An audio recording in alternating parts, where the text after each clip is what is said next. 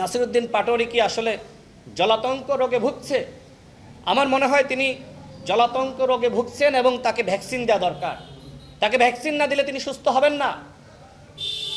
হয় কুকুর তাকে কামড়িয়েছে অথবা তিনি কুকুরকে কামড়িয়েছেন, দুইটার একটা।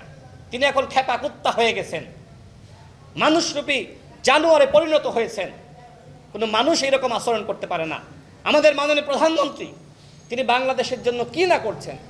তিনি ঝুঁকি নিয়েছেন, তার জীবনের ঝুঁকি, যেখানে তিনি নিরাপত্তাহীনতায় ভুগছিলেন তারপরেও তিনি জেমে চড়ে মানুষের সাথে যাচ্ছেন।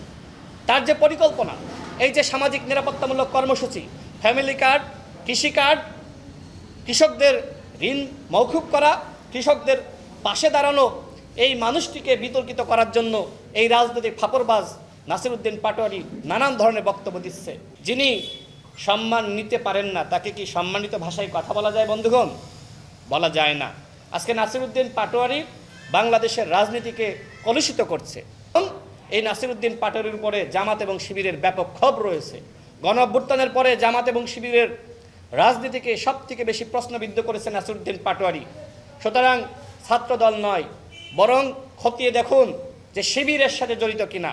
ডিম মেরেছে শিবির নাকি ছাত্রদল? আমি প্রশাসনকে বলবো খতিয়ে দেখুন।